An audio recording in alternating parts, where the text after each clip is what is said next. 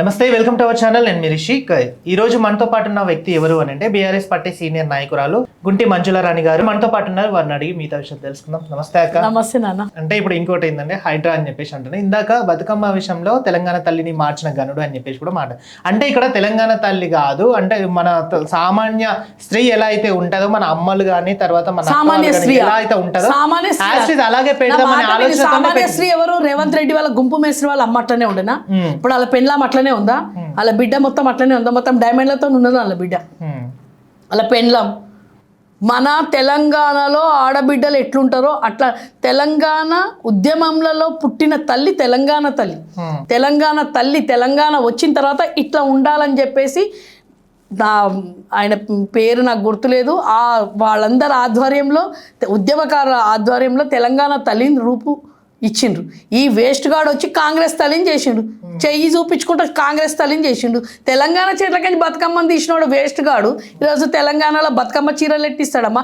ఇందిరమ్మ చీరలు ఇస్తున్నాడు. అందుకే అన్ని ఇంట్లోకేం చేయమని చెప్పు. ఇందిరమ్మ చీరలు తెలంగాణలో 1,000,000 మందికి ఇస్తే మిగతా వాళ్ళందరూ ఎక్కడ పోవాలి? ఇంకా 1,000,000 మంది ఎక్కడ పోతారు?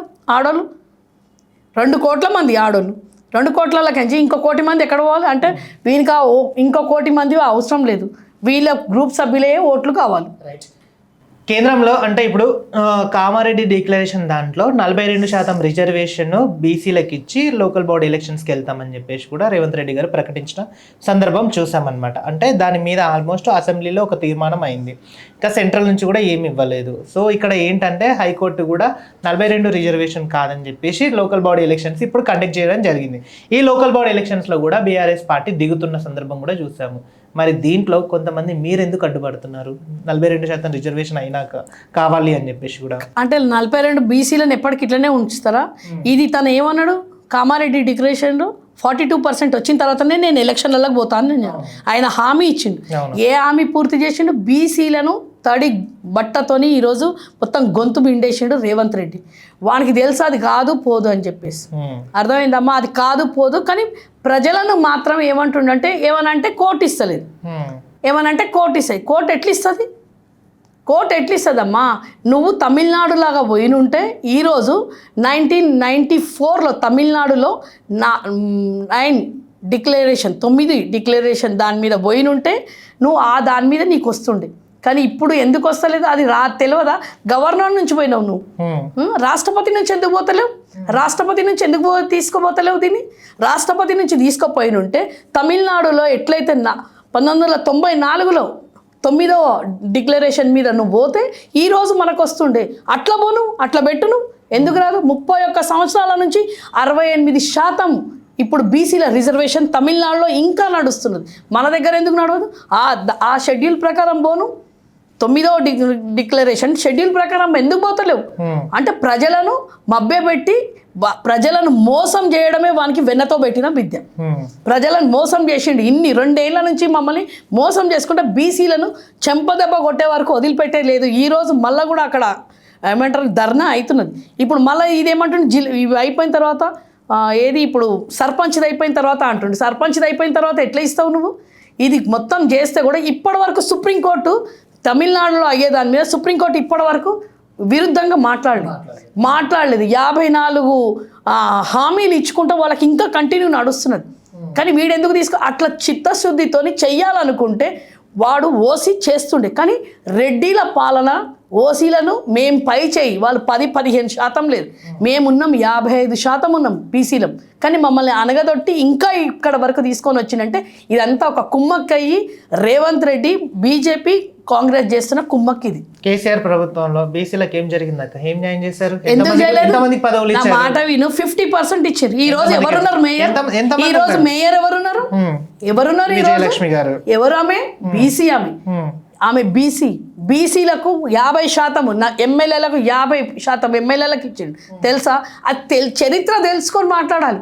చరిత్ర తెలుసుకో. ఈరోజు నేను చెప్తున్నా, మేము మునూరు కాపులము బీసీ డి మాది.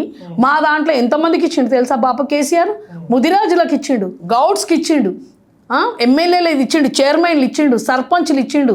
మళ్ళీ అంటే ఇప్పుడు మన దగ్గర ఇప్పుడు జిహెచ్ఎంసీ దాంట్లో బీసీలు ఉన్నారు, తెలుసా? అది తెలియంది ఎట్లా మాట్లాడతారు? నోటికి వచ్చినట్టు ఏమి తెలియకుండా చరిత్ర తెలుసుకొని మాట్లాడమని చెప్తున్న రేవంత్ రెడ్డి ఈరోజు 17% ఉన్నది. 17% కొన్ని జిల్లాలలో కొన్ని ఊర్లలో అయితే సర్పంచ్కు బీసీలకు లేనేలేదు అసలు. బీసీకి లేదు అంటే ఎంతవరకు మోసం చేసిండు రేవంత్ రెడ్డి అర్థం చేసుకో. గౌరవ్ కేసీఆర్ గారు విద్యార్థులను మోసం చేసిన సందర్భం చూడలేదా? ఉద్యోగాలు ఇస్తామని చెప్పేసి కూడా వెనకడుగు వేసిన సందర్భం చూడలేదా? అలాగే పేపర్ లీకేజ్లు కాలేదా మీ గవర్నమెంట్లో ఉన్నప్పుడు? 60,000 ఉద్యోగాలు ఇచ్చామని చెప్పేసి కూడా అంటున్నారు. 1,00,000 ఉద్యోగాలు ఇచ్చామని చెప్పేసి కూడా అంటున్నారు. 600 కాదు కదా, 6 ఉద్యోగాలు కూడా ఇవ్వలేదు. ఇచ్చినట్టు యాక్టింగ్ చేసిండు రేవంత్ రెడ్డి. మరి ఉద్యోగాలు ఎందుకు బయట? నా మాట విను. చెప్పేది నాకు ఒక్క నిమిషం ఆగక. 10 సంవత్సరాలు కొత్త రాష్ట్రాన్ని ఇక్కడ వరకు తీసుకొని వచ్చిండు. వీడు ఏమో వీక్తా అన్నాడు, 2 ఏళ్ల నుంచి ఏం వీకిండు. 1,00,000 ఉద్యోగాలు ఇస్తాడు 1 year, 2 లక్షల ఉద్యోగాలు ఇస్తాడు. ఏమి ఎక్కడ పోయినాయి? మరి 10 సంవత్సరాల అంటారు కదా, నీకు నీళ్లు కావాలి, నిధులు కావాలి. కరెంటు పోతుండేనా? నీళ్ళు ఎట్లుండే తెలంగాణలో? గోస. ఇవన్నీ ఎవరు చేసిండు? వీడిని అయ్యే చేసిండా? కాంగ్రెస్ చేసిందా? బిందెలు ఎత్తుకొని నీళ్లు పోతుండే. ఓల్డ్ సిటీలో కాదు కదా, సిటీలో హైదరాబాద్లో కూడా నీళ్లు ఉండకపోతుండే. మాకు ఎండాకాలం వచ్చిందంటే గోస ఉండే. నీళ్లు, నిధులు, నియామకాలు. నీళ్లు నిధులు తీసుకొచ్చిండు బాపు కేసీఆర్. అక్కడ అన్నీ ఒక్కసారి 10 ఏళ్ళలో కావు. 10 ఏళ్ళ పిల్లలకి పెళ్లి చేస్తామా తమ్మి మనం? చెయ్యం. మళ్ళీ రేవంత్ రెడ్డి చేసుకుండా 10 ఏళ్ళలో ఎట్లొస్తాయి అన్నీ? ఎక్కడ మేము చెప్పి వచ్చిన ఉద్యోగాలను చెప్పుకోలేదు, మేము ఇచ్చిన ఉద్యోగాలను చెప్పుకోలేదు మేము. అర్థమైందా? లిస్టు తీస్తే రేవంత్ రెడ్డి 10 సంవత్సరాలలో మేము ఎన్ని ఉద్యోగాలు ఇచ్చినాం. ఏమి రేవంత్ రెడ్డి ఎల్బీ స్టేడియంలో ఇస్తారు అమ్మాయివాడనా? అన్పడగాడు ఎల్బీ స్టేడియంలో ఇస్తారా ఎవరన్నా ఉద్యోగాలు? అంటే ఇచ్చివాడు ఇప్పుడు కూడా 1 కోటి మందికి ఇచ్చి కూడా అడ్వర్టైజ్మెంట్ చేసుకుంటుండు. మేము అడ్వర్టైజ్మెంట్ చేసుకోలేదు, పని చేసి మేము చెప్పుకోలేదు. అది మా తప్పు, మా ఓటమికి ఫస్ట్ కారణం అదే.